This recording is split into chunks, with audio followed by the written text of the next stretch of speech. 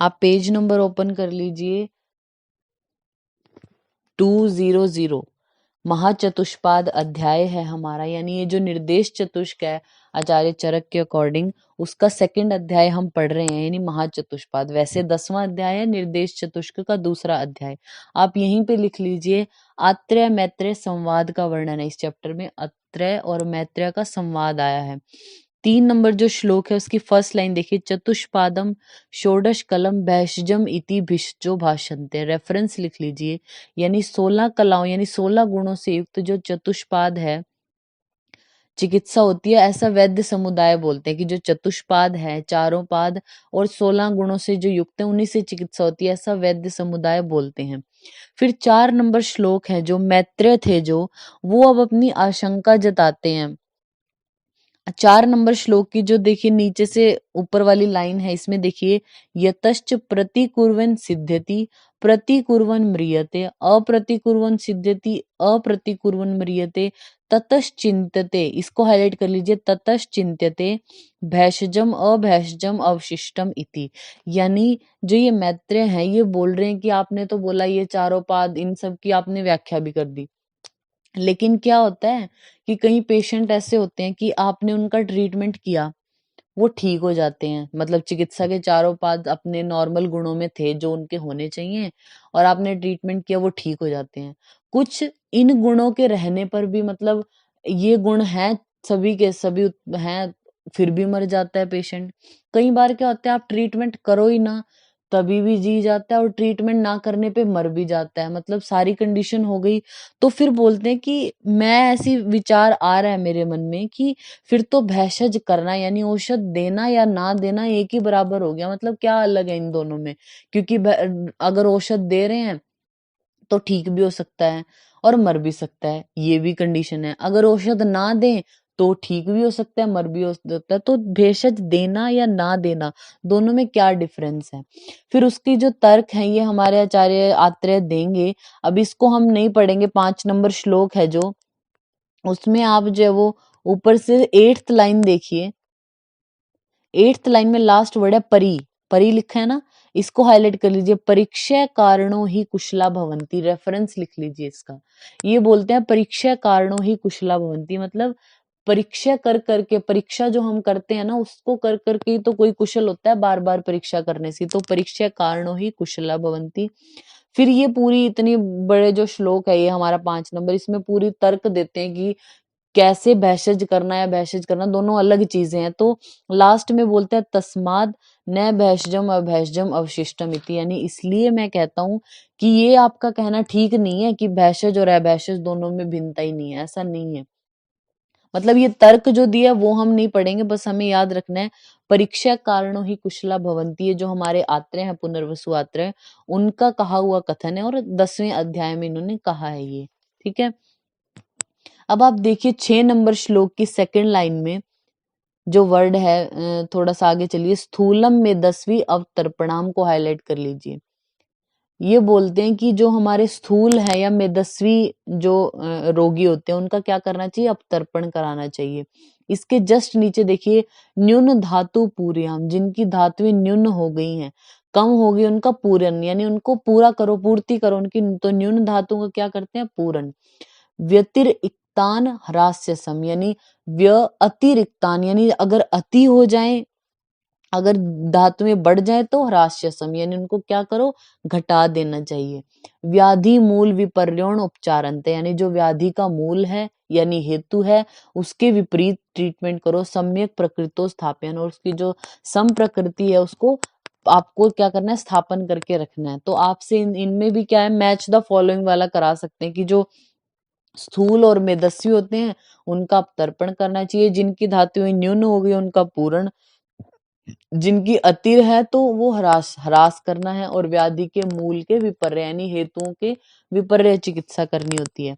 फिर नेक्स्ट आता है हमारा 8 नंबर श्लोक में देखिए आप, अर्थ विद्या यशो हानि उपक्रोशम असंग्रम, यानी प्राप्तिश्च अनियता नाम वैद्यो असाध्यम समुपाचरित। जो वैद्य होता है उसको साध्य साध्य का पता होना चाहिए। यहाँ पे इस चैप्टर में एक तो आत्रेय मैत्रेय संवाद आपने पढ़ा भी आया कि उन दोनों में मतलब बात हुई कि क्या भैषज और अभैषज के बारे में। फिर इसमें जो साध्य या असाध्य है उनके बारे में डिस्कशन हो रही है। तो बोलते हैं साध्य साध्यता के बारे में वैद्य को पता होना चाहिए। क्यों पता होना चाहिए? अर्थ विद्या यशो हानि। क्योंकि अगर वो किसी असाध्य पेशेंट का उपचार करने बैठेगा, जैसे कि आपको पता है ये पेशेंट बच ही नहीं सकता, फिर भी आप ट्रीटमेंट करने बैठे, तो क्या होगा? अर्थ अर्थ की हानि होगी। धन भी नहीं देगा कोई आपको कि हमारा पेशेंट तो ठीक नहीं किया, तो अर्थ। विद्या की हानि होगी, यश की हानि होगी आपके। उपक्रोशम यानी निंदा करेंगे। जन अपवाद, उपक्रोश का मतलब होता है जन अपवाद, लोग बातें करेंगे। और असंग्रहम, असंग्रहम का मतलब रोगी भी नहीं आएंगे आपके पास, क्योंकि मरना तो उसने था कि असाध्य रोग था उसको, उसकी तो मृत्यु निश्चित ही थी, लेकिन आपने ट्रीट करने की कोशिश की, हुआ नहीं, वो तो मरना ही था उसने। तो क्या होगा? रोग सब ये समझेंगे कि ये तो ट्रीट अच्छे से करते ही नहीं है। तो जो असाध्य रोग है उनका ट्रीटमेंट नहीं करना चाहिए। क्यों? क्योंकि अर्थ की, विद्या, यश इनकी हानि होती है। उपक्रोश यानी जनापवाद होता है। और असंग्रहम, असंग्रहम मतलब रोगी भी आपके पास आएंगे ही नहीं। ठीक है। फिर यहाँ पे बताया साध्य साध्यता के अकॉर्डिंग टाइप्स बताए हैं। तो साध्य रोग हमारे हिंदी में आप देख लीजिए 2 प्रकार के होते हैं, सुख साध्य और कृच्छ साध्य। और असाध्य हमारे 2 प्रकार के होते हैं, याप्य या अनुपक्रम, या इसी को प्रत्यक्ष भी बोलते हैं। पुनः साध्य रोगों के 3 भेद होते हैं, यानी जो विकल्प हम बोल सकते हैं साध्य रोगों के कितने विकल्प है? तो 3 विकल्प है। अल्प उपाय साध्य, मध्य उपाय साध्य, उत्कृष्ट। मतलब साध्य तो है, आपको बहुत कम एफर्ट्स लगाने पड़े, ट्रीट हो गया पेशेंट, ठीक हो गया आपका पेशेंट, तो वो होते हैं हमारे अल्प उपाय साध्य। ठीक है। साध्य रोग है बट आपको थोड़ी मेहनत करनी पड़ी, वो मध्यम उपाय साध्य है। उत्कृष्ट में बहुत ज्यादा आपको जो है वो पेशेंट पे वर्क करना पड़ा, काम करना पड़ा, उसको शस्त्र आदि से ठीक किया, तो वो उत्कृष्ट उपाय साध्य में आपके आएगा। और जो ये आपका श्लोक है यहाँ इसके ऊपर है, जो इसकी लास्ट लाइन देखिए, विकल्पों ने तू असाध्या नाम नियता नाम विकल्प नहीं, यानी जो निश्चित जो असाध्य रोग है उनका कोई भी विकल्प नहीं होता। आपसे अगर पूछे असाध्य रोगों के भेद, तो 2 होते हैं, याप्य और अनुपक्रम। आपसे पूछा जाए कि असाध्य रोगों के कितने विकल्प हैं, तो उनका कोई भी विकल्प नहीं होता। समझ गए? जो असाध्य है वो तो असाध्य ही होंगे, उनका कोई विकल्प नहीं होता। अगर आपसे यहाँ पूछा जाए असाध्य रोगों के भेद, तो वो हमारे 2 हैं, याप्य और अनुपक्रम। इसी तरीके से आपको याद है चरक सूत्र 1 में क्या आया था कि वहां पे आप चाहो तो यहीं पे लिख सकते हो रेफरेंस, चरक सूत्र 1 का 62 नंबर श्लोक में आया था, साधनम न तू असाध्या नाम व्याधि नाम उपदिश्यते, यानी असाध्य व्याधियों का कोई साधन यानी कोई भी चिकित्सा नहीं बताई गई। यहाँ पे बताया कि असाध्य रोगों का कोई विकल्प नहीं होता। नेक्स्ट आप जो है वो श्लोक नंबर निकाल लीजिए 11, 12 और 13 में सुख साध्य रोगों के बारे में बताए गए। तो जो हम आपको लक्षण बोलेंगे वो आप हाईलाइट कर लेना। ठीक है। 2019 में जो AIA PGT का पेपर हुआ था उसमें फर्स्ट लाइन आ गई थी ये, हेतु पूर्व रूपाणी रूपाणी अल्पानी यस्य च, यानी जिस जिस व्याधि में हेतु, पूर्व रूप, रूप ये सब कम मात्रा में हो, न च तुल्यो गुणो दुष्यो न दोष प्रकृति भवेत, मतलब जो दोष है और दुष्य समान गुण वाले ना हो। ठीक है। और जो रोग उसमें हो रहा है उसकी प्रकृति के अनुसार ना हो, जैसे अगर वातज प्रकृति का पेशेंट है और वातज ही रोग हो गया, ऐसा नहीं होना चाहिए। यानी ना तो तुल्य गुण होने चाहिए, ना तुल्य तुल्य दुष्य होने चाहिए। न काल गुणो तुल्यो, ना काल तुल्य होना चाहिए, ना देश तुल्य होना चाहिए। गतिर एका, एक ही गति हो उनकी, मतलब या तो ऊर्ध्व जा रहे हैं या अधः जा रहे हैं। रोगस्य उपद्रवा न च, यानी रोगों के उपद्रव भी ना हो, नवत्वम भी वर्ड था बीच में, नया हो जब रोग। दोषा एकश्च समुत्पन्नो, एक ही दोष से उत्पन्न हुए हों। देह सर्व औषध क्षम है, उसकी जो बॉडी है वो सभी प्रकार की औषधियों को लेने में सक्षम है।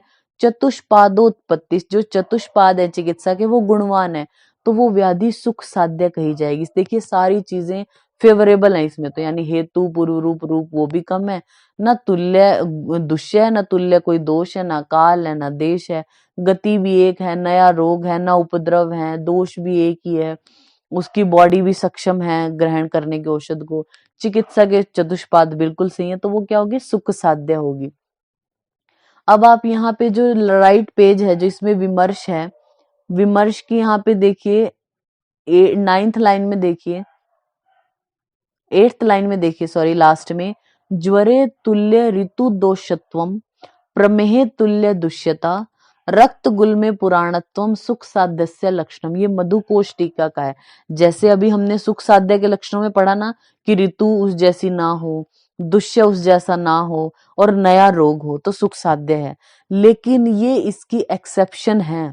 ज्वरे तुल्य ऋतु दोषत्वम, यानी अगर ज्वर में तुल्य ऋतु है तब प्रमेह में तुल्य दुष्य होना चाहिए। जैसे अगर आप पढ़ते हैं कफज प्रमेह में मेद मेन दुष्य है प्रमेह का, तो मेद दुष्य है प्लस में कफ दोष है, तो कफज हमारे जो प्रमेह है वो साध्य बताए गए हैं, ठीक है ना।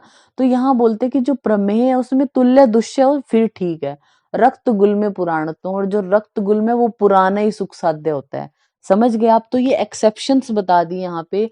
ये श्लोक आपको याद होना चाहिए, ज्वरे तुल्य ऋतु दोषत्वम प्रमेह तुल्य दुष्यता, हाईलाइट कर लीजिए, रक्त गुल में पुराणत्वम सुख साध्यस्य लक्षणम, ये सुख साध्य के लक्षण है। इन 3 व्याधियों में एक्सेप्शन है।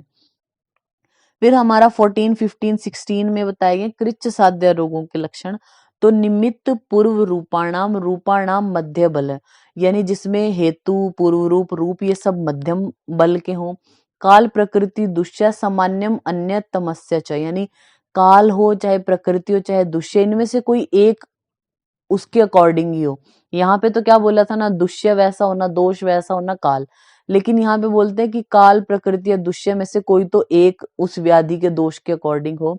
गर्भिणी वृद्ध बाला नाम को हाईलाइट कर लीजिए कि गर्भिणी के, वृद्ध के या बालक के जो रोग है, न अति उपद्रव पीड़िता, ज्यादा उपद्रव नहीं आए। अभी सुख साध्य में था कि उपद्रव ही नहीं है, इसमें बोलते हैं न अति उपद्रव नहीं आए। शस्त्र क्षार अग्नि कृत्वा, इसको हाईलाइट कर लीजिए। तो शस्त्र से, क्षार से या अग्नि से ठीक हो रहे हैं। अनवम, नए नहीं है। कृच्छ देश में है। विद्याद एक पथम रोगम, यानी एक पथ का ही रोग है। न अति पूर्ण चतुष्टयम को हाईलाइट कर लीजिए, जिसमें जो चतुष्पाद हैं उनमें से कोई पूरे ना हो, मतलब 16 के 16 गुण वाला ना हो आपका। द्विपथम न अति कालम, या तो एक पथ का हो आपका रोग या फिर 2 पथ में गया हो पर ज्यादा टाइम ना हुआ, उसको बोलते हैं कृच्छ साध्य। और द्विदोषज, जो 2 दोषों की वजह से हो रहा है वो हमारा होता है कृच्छ साध्य। तो कृच्छ साध्य में आपको क्या याद रखना है, मध्यम बल के होंगे सभी, पूर्व रूप आदि। गर्भिणी बालक और वृद्ध हैं जो उनके कृच्छ साध्य होते हैं। शस्त्र क्षार अग्नि वाले कृच्छ साध्य हैं। न अति पूर्ण चतुष्टयम पूछे तो वो भी हमारे कृच्छ साध्य, और द्विदोषज भी कृच्छ साध्य हैं। फिर हमारा 17 और 18 नंबर श्लोक में देखिए, याप्य की डेफिनेशन बताई पहले। शेषत्वाद आयुषो याप्यम असाध्यम पथ्य सेवा लब्ध अल्प सुखम अल्पेन हेतु आशु प्रवर्तनम, यानी जिसकी आयु शेष रह रही है, अगर आप उसको क्या कर देते हो, पथ्य सेवाया, अगर आप उसको पथ्य आहार विहार देते हो और उसकी आयु शेष रह रही है तो वो अच्छा रहता है। लब्ध अल्प सुखा, उसको सुख मिलता है। अल्प हेतु नाम, अगर उसने थोड़े से भी हेतुओं का सेवन किया, आशु प्रवर्तक है, फिर उसका रोग बहुत जल्दी बढ़ जाएगा। तो ऐसी कंडीशन होती है याप्य की। इसमें क्या होता है, गंभीरम बहु धातुस्तम, यानी गंभीर होंगे जो रोग हैं, बहुत धातुओं में स्थित होंगे। मर्म संधि समाश्रितम, ये पूरी लाइन हाईलाइट कर लीजिए। गंभीरम बहुधातुस्तम मर्म संधि समाश्रितम नित्य अनुशय, यानी नित्य जो है वो अनुबंध बना रहता है, जैसे गया ही नहीं रोग, बहुत दिनों तक चलता आ रहा है वो। दीर्घ काल अवस्थिकम विद्यात द्विदोषजम, और 2 दोषों वाला होता है हमारा याप्य। समझ गए आप। ये पूरी लाइन जो है वो हाईलाइट कर लीजिए। गंभीर है, बहुत धातुस्थम, मर्म संधि समाश्रितम, नित्य अनुशय रोगम, दीर्घ काल अवस्थिकम, द्विदोषजम। ठीक है, एनआईए में क्वेश्चन आया हुआ है ये वाला। गंभीर हो, बहुधातुस्थ हो, मर्म संधि में आश्रित हो, वो हमारा, और द्विदोषज हो तो याप्य बोला जाता है। नेक्स्ट आप पेज निकाल लीजिए 19 और 20 जो नंबर श्लोक है उसमें देखिए, तद्वत प्रत्याख्ये त्रिदोषजम, इसी के जैसे होता है प्रत्याख्ये पर त्रिदोषज। अब आपको यहाँ पे क्या समझना है, जैसे आपसे पूछा जाए कि हमारे अगर कोई भी व्याधि जो गंभीर धातुओं में गई हो, बहुत सारी धातुओं में हो, मर्म संधियों में आश्रित हो, नित्य अनुशय जिसका बना रहे, दीर्घ काल से हो और द्विदोषज हो, तो आंसर चला जाएगा कि वो याप्य है। अगर आपको यही लाइन लिखी हो, गंभीर धातुस्त, बहु धातुस्त, मर्म संधि समाश्रितम, नित्य अनुशय या दीर्घ काल, और लास्ट में वर्ड दे दे त्रिदोषजम, ती दोष अगर वर्ड आ गया तो वो हमारा प्रत्यय खे हो जाएगा। अगर सपोज आपको दोषों के बारे में लिखा ही नहीं कि द्विदोषज है त्रिदोषज, सिर्फ वो लाइन लिख के दे दी जो हमारी ये श्लोक है 18 नंबर, ये लिख के दे दिया, तो आप याप्य टिक लगा देंगे। अगर इस लाइन के आगे उन्होंने द्विदोषज लिखा तो भी ये याप्य है, लेकिन अगर इस लाइन के आगे उन्होंने लिख दिया त्रिदोषजम, तो इसका आंसर होगा प्रत्याख्येय या फिर अनुपक्रम। ठीक है। फिर 19 नंबर की सेकंड लाइन देखिए, क्रियापथम अतिक्रांतम सर्व मार्ग अनुसार। राजस्थान पीजी में आया हुआ क्वेश्चन है ये लाइन लिख के आई थी कि क्रियापथम अनक्रांतम सर्व मार्ग अनुसारेण। ठीक है। और यानी क्रियापथम अतिक्रांत हो गया, यानी चिकित्सा आदि से लाभ भी नहीं हो रहा, सभी मार्गों में चला गया है। औत्सुक्य अर्थी सम्मोहो इंद्रिया नाम नाशनम दुर्बल्य समृद्धि व्याधि अरिष्ट में, और जिसमें अरिष्ट लक्षण आ रहे हैं वो भी हमारी क्या होती है, प्रत्यक्षेय होती है। अब आप देखिए 24 नंबर जो श्लोक है उसकी फर्स्ट लाइन में, चतुर्विधम विकल्पाश्च व्याधि स्व स्व लक्षणा, यानी व्याधि के आपसे पूछेगा व्याधि के विकल्प कितने होते हैं, तो 4 प्रकार के विकल्प होते हैं। कौन से? सुख साध्य, कृच्छ साध्य, याप्य और अनुपक्रम या फिर प्रत्यक्ष जिसको हम बोलते हैं। ये व्याधि के 4 प्रकार के विकल्प हैं। तो ये जो चैप्टर है इसमें सबसे पहले हमने आत्रेय मैत्रेय संभाषा पढ़ी है कि मतलब संवाद पढ़ा एक्चुअली इनका कि क्या हुआ था। फिर उसके बाद हमारे ये 4 प्रकार के जो 2 प्रकार की व्याधियां, साध्य और असाध्य, साध्य के भी 2 हैं, फिर जो असाध्य उसके भी 2 हैं। फिर इनके जो लक्षण है इस चैप्टर में ये चीज इंपॉर्टेंट है, और व्याधि के विकल्प होते हैं हमारे 4 प्रकार के।